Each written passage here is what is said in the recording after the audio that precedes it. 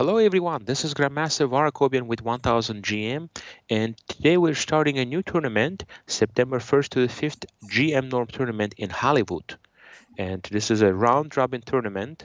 We just finished the Super Swiss event, which we had 42 players, and this one is a 10-player round-robin tournament, and players are trying to get their GM norms in this event.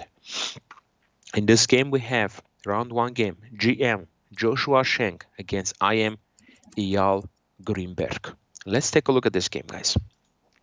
E4, C5, knight f3, d6, d4, takes, knight f6, knight c3. So we have the Sicilian defense, knight-dwarf variation, bishop g5. Very sharp line.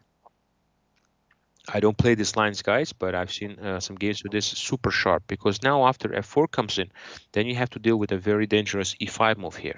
So you can't just make any move, because you go here on castle, e5 could be extremely dangerous. So e5, takes, knight b3, queen c7. By looking at the clocks, we can tell that these players know the theory. We have 135 for Joshua Sheng and 130 for Grinberg. Queen f3, g5. This is another option here, g5, and then play bishop g7. The problem here is you're a little bit weakening your light squares, the f5 square. So that's why it's he didn't want to do that. Most likely a4. This is an interesting move, but looks like, again, still theory. It just amazes me, how much theory these days these guys know. No idea to stop b5, castles, a5. Take, bishop d3.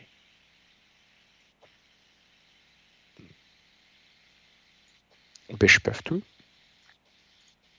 And suddenly, we were thinking we're going to have this huge position attacking game, but suddenly we just have a positional game where white is doing really well. The a6 pawn is isolated and weak, and knight is going to come on a5.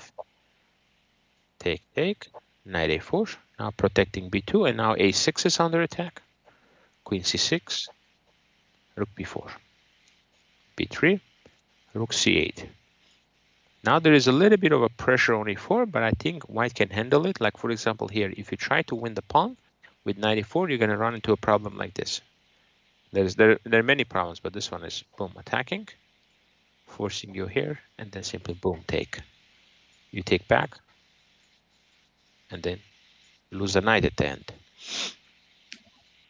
If you take back with a rook, now we have a queen f7 check. That's the reason why we see the move bishop e1 come in, to open up the pressure on the f file. Okay.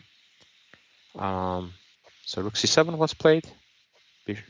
Yeah, it's a really nice advantage for white here. I mean, he can even just play h3 here and just wait a little bit, but he decides to go directly here.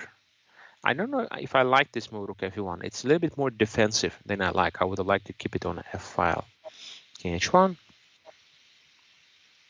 h4. Ay. We know that we don't want to push the pawns in front of the king. This is something we want to try to avoid. Okay, move like h4, it's always going to create weaknesses and give opponents counter chances. So I really like the move bishop g3 here. Just get back and put pressure on e5, but don't like opening up my king.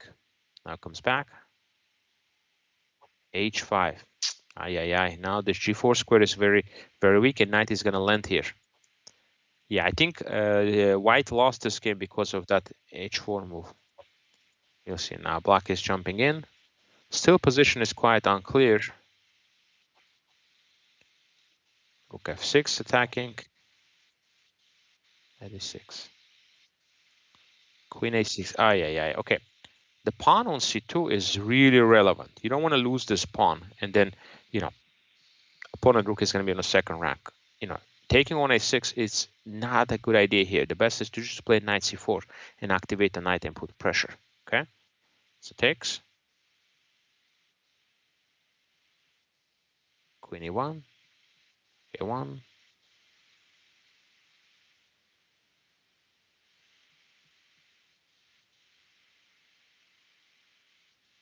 b5. That's a huge mistake here.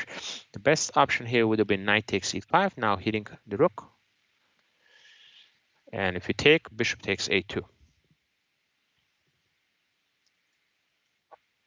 Queen takes c2, takes rook f7. Yeah, so something like that. But yeah, this is a problem. Bishop h6, 92. Ooh, now we see the problem here. h4 pawn is very weak, and once again the problem is that pawn. So it goes here, bishop f4, and now, yeah, simply deflecting the defender. Bishop g3. Sorry. Yeah. Bishop g3 takes, check. Wow, I'm not sure why to do that. The best is just to play queen c5, and now threatening mate on g1 here. Knight e3 takes, and you just take on a3, attacking the queen. This is just winning. But he played queen h4, knight f2,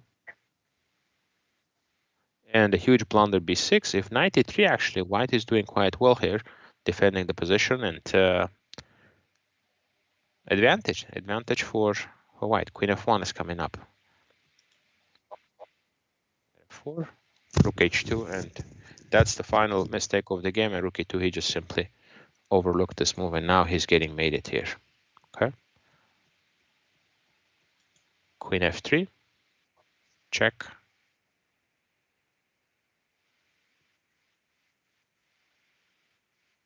Yeah, this should be winning. Yeah. So even though rook h2 lost immediately to rook e2, but it's still a bad position here. All right, thank you guys. Yeah, this was a very interesting game, back and forth, very complicated, and looks like white had some good chances at some point to win, but he misplayed it. Thank you everybody for watching this game, and we'll be back with more game analysis of this new 1000 GM tournament. See you soon.